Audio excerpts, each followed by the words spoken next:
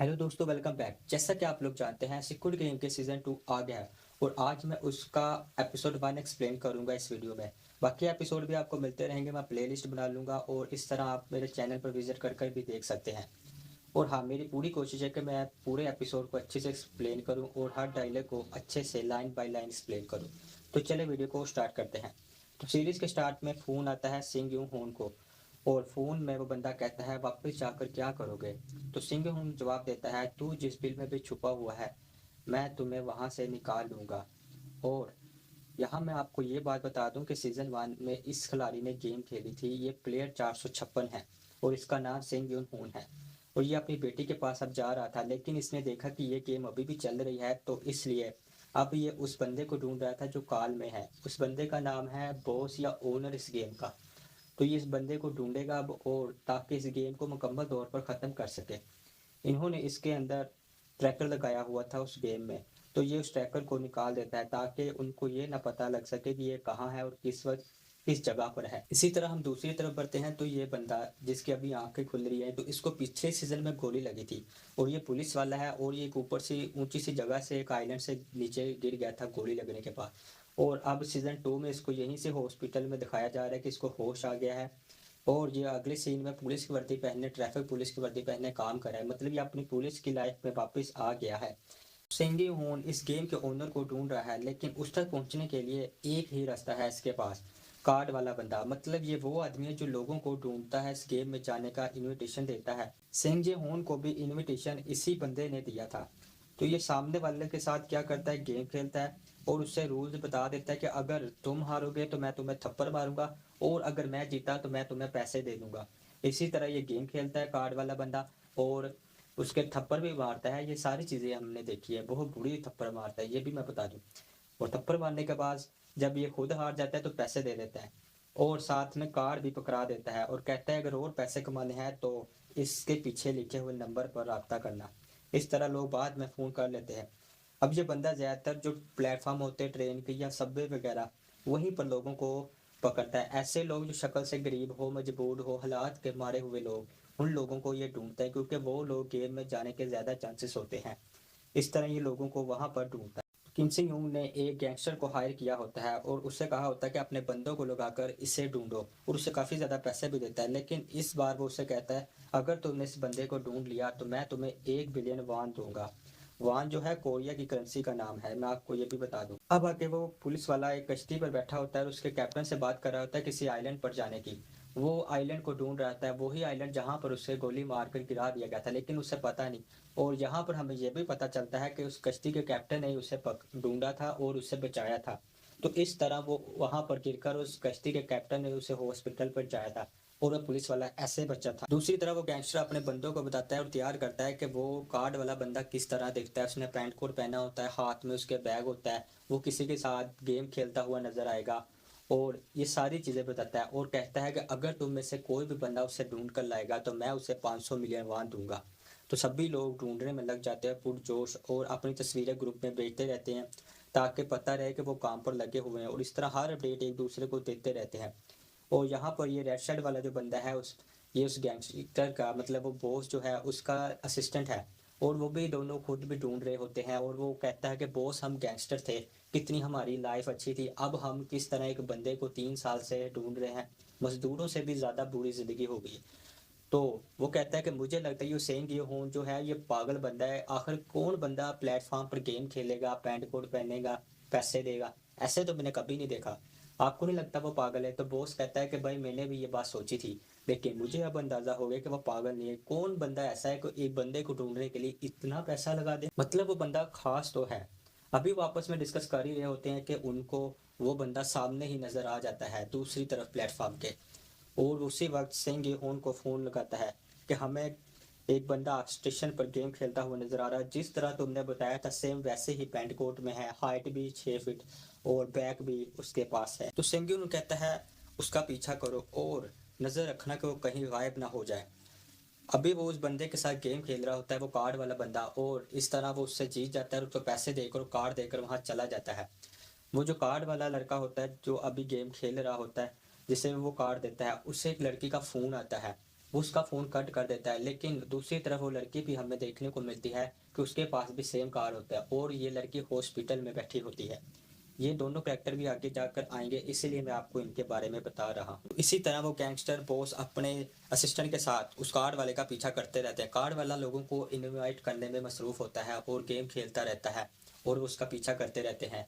और अगर मैं आपको यहाँ कार्ड वाले का बता दूं तो वो बंदा बहुत खतरनाक है और बहुत चालाक भी। तो वो बॉस अपने असिस्टेंट के साथ उस कार्ड वाले बंदे का पीछा करता रहता है और वो कार्ड वाला बंदा लोगों को इनवाइट करने में मसरूफ़ रहता है और गेम खेलता रहता है। और हिंगसिंग योंग भी आ रहा होता है और उनको फ़ोन करके कह देता है बॉस को कि उसके पास मत जाना, उससे बात मत करना, क्योंकि वो कार्ड वाला बंदा भी एक नंबर का कमीना और चालाक इंसान है। इसलिए वो कहता है उससे दूर ही रहना तुम लोग बस।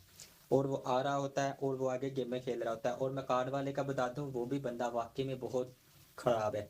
मतलब उसके बोलने का तरीका बहुत अच्छा है, लेकिन वो जो करता है ना आप लोगों के साथ वो हैरान है। मिसाल के तौर पे वो इस बंदे को उठा के कहता है, उठो कब तक उधार की ज़िंदगी जियोगे, मेरे साथ गेम खेलो। मतलब इस तरीके से वो बात करता है।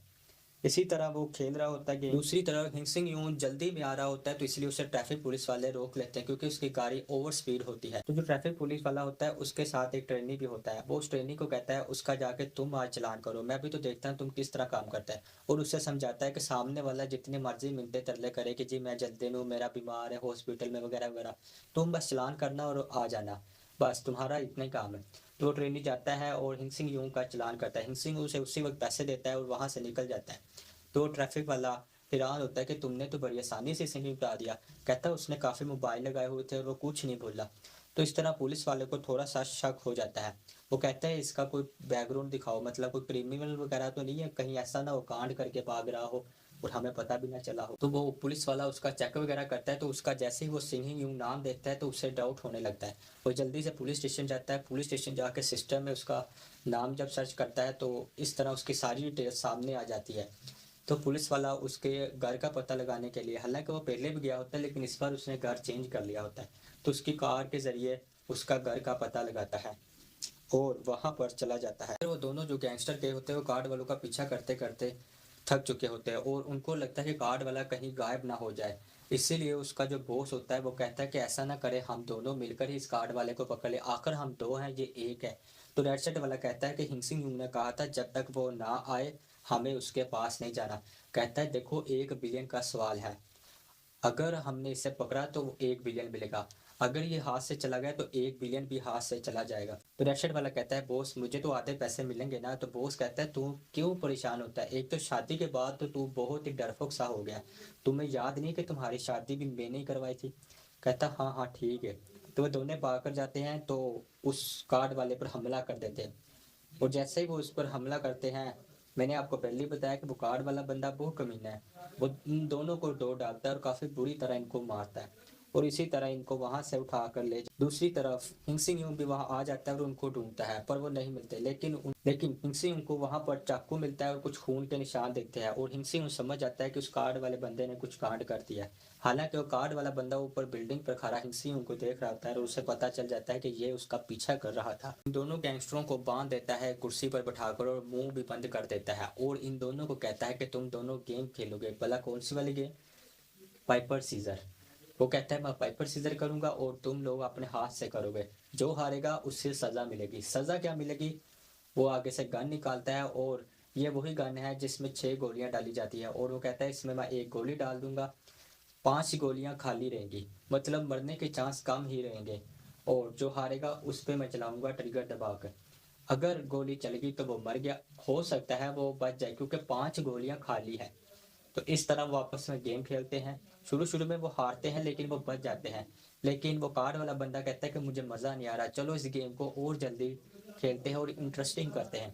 वो क्या करता है, इस बार 5 गोलियां डाल देता है, सिर्फ एक खाना खाली छोड़ देता है। कहता है इस बार मरने का चांस 5 गुना है और बचने का चांस सिर्फ 1 गुना है।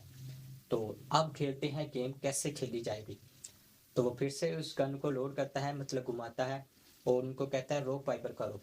लेकिन यहाँ पर जो असिस्टेंट होता है वो हार रहा होता है और बॉस समझ जाता है कि एक ने एक को तो मरना ही पड़ेगा। लेकिन यहाँ पर जो बॉस होता है वो जानबूझकर हार जाता है और अपने असिस्टेंट को जिता देता है।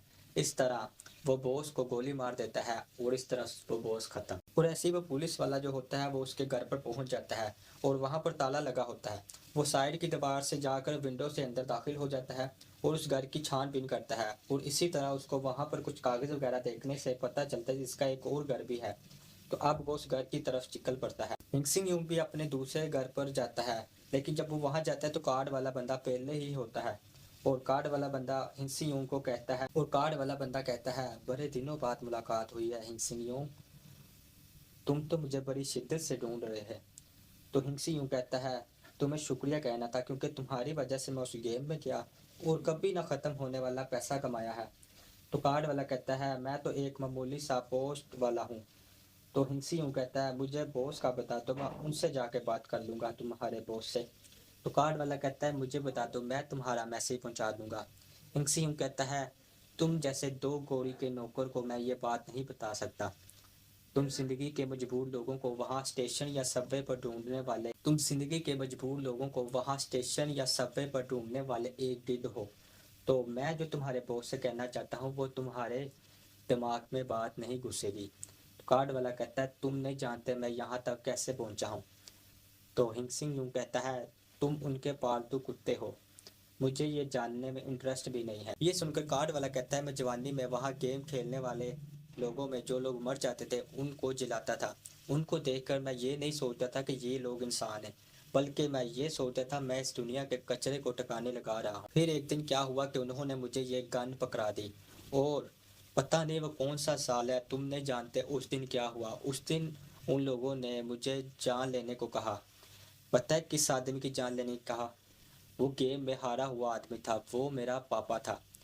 वो मेरे आगे बहुत गिड़गिड़ाया, अपनी जान की उसने भीख मांगी, लेकिन मैंने उसकी एक भी नहीं सुनी और उसे गोली मार दी। और उस दिन मुझे एहसास हुआ कि मैं इस काम के लिए ही बना हूँ।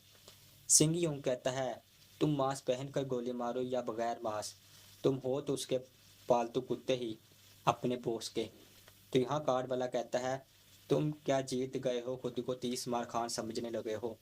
हिंसिंग यूं कहता है, तुम नहीं जानते जब मैं गेम से वापस आया किस तकलीफ में गुजरा।